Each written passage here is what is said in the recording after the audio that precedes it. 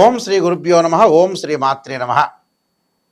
గురువు మార్చి 11వ తారీఖు నుంచి కూడా గురువు ఉదయం 6:26 పునరుసు నక్షత్రంలో రుజుమార్గంలో సాధారణ స్థితిలో మిథున రాశిలో సంచారం చేయబోతుంది. అంటే వక్రగతి నుంచి బయటపడుతుంది అని అర్థం. మార్చి 11వ తారీఖు నుంచి రుజుమార్గంలో గురువు మిథున రాశిలో రుజుమార్గంలో ఏర్పడబోతున్నారు. అయితే గురువు అలాగ రుజుమార్గంలో ఏర్పడిన తర్వాత మరి ద్వాదశ రాశుల్లో జన్మించిన వ్యక్తులకి, మేషాది ద్వాదశ రాశుల వాళ్ళందరికీ ఏ విధంగా ఉండబోతుంది? గురువు ధనకారకుడు, సంతానకారకుడు, అలానే కుటుంబానికి, వాక్కుకి, సంతానానికి, లాభానికి, అలానే భాగ్యభావానికి కూడా అధిపతి గురువు. అంటే జన్మలగ్నం నుంచి మనం ప్రాతిపదిక తీసుకుంటే బర్త్ చార్ట్లో కూడా ద్వితీయ భావకారకుడు అంటాం, మనం సంతాన భావకారకుడు అంటాం, పంచమ భావకారకుడు అంటాం. అలానే భాగ్యభావ కారకుడు, లాభభావ కారకుడు అంటాం మనం. అంటే 2వ స్థానము, 5వ స్థానము జన్మలగ్నం నుంచి 9వ స్థానం, 11వ స్థానానికి భావాలకి అధిపతి ఎవరంటే గురువు. గురువు ధనకారకుడు, సంతానకారకుడు, యశస్సు, కీర్తి ప్రతిష్టలు అన్నిటికూ ఇచ్చే అన్ని గ్రహాల కంటే కూడా ప్రధానమైంది, విశిష్టమైంది గురువు. ఈ గురువు వల్ల మారటం వల్ల మిథున రాశిలో రుజుమార్గంలో ఉండటం వల్ల ఎలాంటి ఫలితాలు జరుగుతాయి? సాధారణంగా ఇవన్నీ కూడా గోచారీత్యా చెప్పబడే ఫలితాలు అంటారు. వాళ్ళ రాశి దగ్గర నుంచి 2వ స్థానం, 5, 7, 9, 11 స్థానాల్లో ఉంటే గురువు మంచివాడని, మిగతా స్థానాల్లో ఉంటే మిశ్రమైన ఫలితాలు ఇస్తాడని మనకి శాస్త్రం చెప్పింది, గోచారం చెప్పింది. బర్త్ చార్ట్ కాదు. బర్త్ చార్ట్ అంటే ఏమిటంటే ఒక చెట్టు ఉంటుంది, ఆ చెట్టు కింద వేళ్ళు ఉంటాయి, ఆ వేళ్ళకు కొమ్మలు ఉంటాయి, ఆ కొమ్మలకు ఆకులు ఉంటాయి. ఆకులు ఎలా వస్తాయి? మనకి వింటర్ సీజన్లో, రైన్ సీజన్లో ఆకులు వస్తాయి, వింటర్ సీజన్లో అలా ఉంటాయి, సమ్మర్ సీజన్లో కింద రాలిపోతాయి. ఆ రాలిపోయి ఆకులే గోచారం. గోచారాన్ని ట్రాన్సిట్ సిస్టమ్ అంటారు ఇంగ్లీష్లో. గోచారానికి బర్త్ చార్ట్కి, అంటే బర్త్ చార్ట్ అంటే నేటల్ చార్ట్ అంటారు. ఈ రెండిటికి కూడా చాలా లాట్ ఆఫ్ డిఫరెన్స్ అనేది ఉంది. అయితే గురువు మారటం వల్ల ఎలాంటి ఫలితాలు జరుగుతుంటాయి, మేషాది ద్వాదశ రాశుల వాళ్ళకి ఎలాంటి పరిహారాలు చేయాలనేది మనం తెలుసుకుందాం. మేషరాశి వారికి 3వ స్థానంలో గురువు యొక్క సంచారం వల్ల ఎలాంటి ఫలితాలు జరగబోతున్నాయి?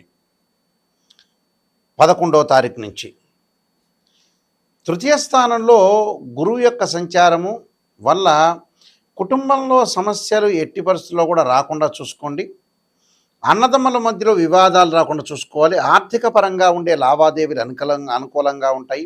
ఫైనాన్షియల్ పరంగా డెవలప్మెంట్ చెందే అవకాశాలు ఉంటాయి. ఇన్కమ్ అనేది బాగా గ్రోత్ అవుతుంది.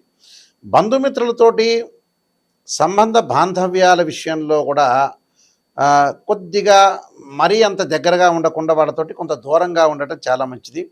అనారోగ్యాల వల్ల కొంత వైద్య చికిత్స విషయంలో కొంత హాస్పిటలైజేషన్ రాకుండా చూసుకోండి. అలానే ప్రతి విషయంలో కూడా వ్యాపార సంబంధమైన విషయంలో భాగస్వాములతో కొద్దిగా జాగ్రత్తగా ఉండాలి. అంటే భయాందోళన చెందొద్దండి. ఉద్యోగస్తుల పై అధికారుల వల్ల వీళ్ళకి అసంతృప్తికరమైన వాతావరణం వచ్చే అవకాశాలు ఉంటాయి.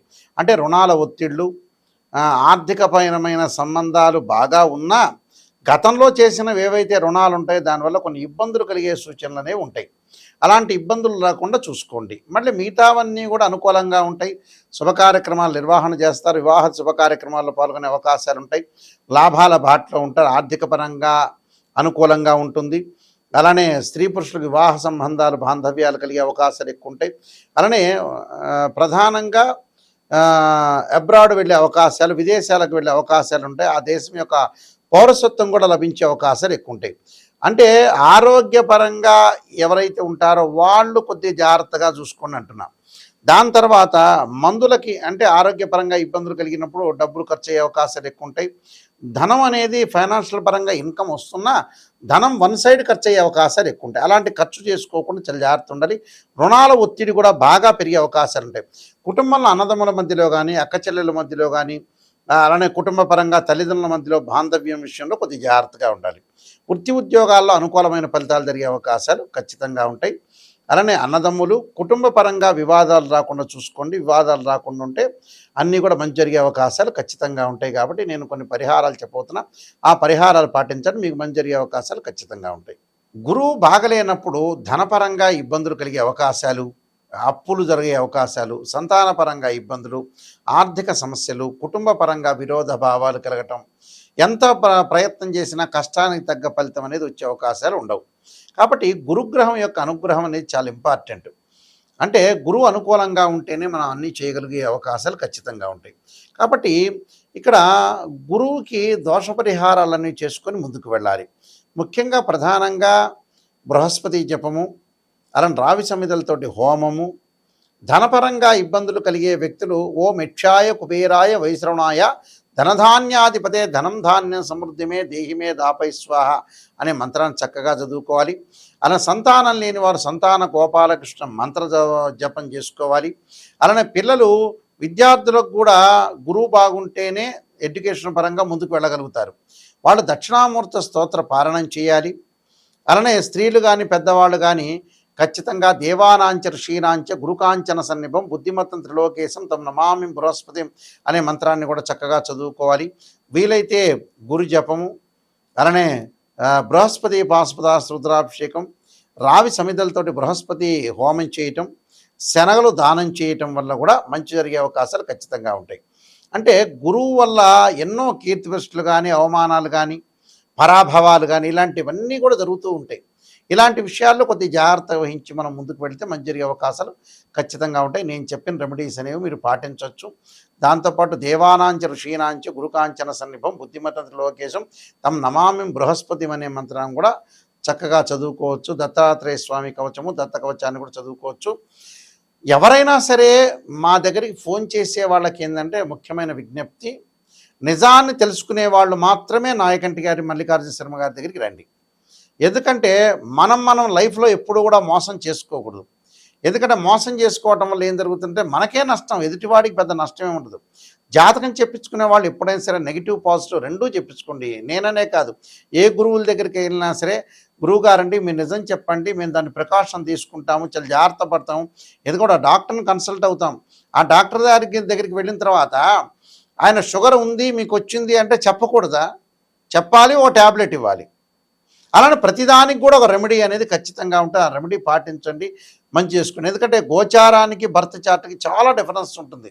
ఇవన్నీ కూడా గోచారీత్యా చెప్పబడే ఫలితాలు. గోచారం ఎప్పుడు కూడా 20% మాత్రం సపోర్ట్ చేస్తుంది, బర్త్ చార్ట్ 80% సపోర్ట్ చేస్తుంది. ఆ 20% కూడా ఎందుకు చెప్పాల్సి వస్తుంది అని అంటే, గోచారాలు ఆవగింజంత అదృష్టం అనేది ఉండాలి. ఎంత కృషి చేసినా ఆవగింజంత అదృష్టం ఉండాలి అంటే కొన్ని సెకండ్లో మనకు అదృష్టాన్ని కలిసి వచ్చే అవకాశం ఉన్నదే గోచారం. కానీ పర్మనెంట్ ఏమిటి అంటే birth chart. This the natal chart అంటారు. మీరు మా వెబ్సైట్ని చూడొచ్చు, www.nayakanti.com, nayakanti.in చూడొచ్చు.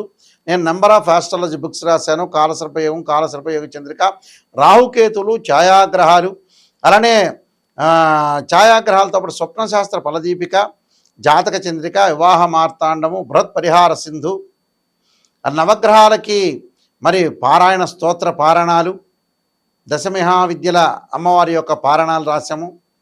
అంటే ఈ బుక్స్ అన్నీ కూడా మేము రాసాం. ప్రొడక్షన్ ఆఫ్ ఆస్ట్రాలజీ, సర్వదేవతా గోత్రుల ప్రవర్లు పార్ట్ 1, పార్ట్ 2 ఈ పుస్తకాలన్నీ కూడా మా దగ్గర దొరుకుతాయి. అయితే రాజమండ్రి మోహన్ పబ్లికేషన్ వారి దగ్గర కూడా ఈ బుక్స్ అన్నీ దొరుకుతాయి. అయితే www.nayakanti.in కానీ .com కానీ చూడండి. ఏదైతే నా వీడియో కింద స్క్రోల్ అవుతున్న నెంబర్ వస్తుంది, నా దగ్గరికే వస్తుంది. ఎవరైనా నాతోనే డైరెక్ట్గా మాట్లాడవచ్చు. ఎవరైనా సరే మెసేజ్ పెట్టచ్చు, లేకపోతే మీరు మాట్లాడచ్చు. క్లియర్గా మాట్లాడితే నేను అన్ని విషయాలు చెప్పగలుగుతాను. అందువల్ల మీరు ఏమీ బాధపడాల్సిన పని, నెగిటివ్ తెలుసుకోండి.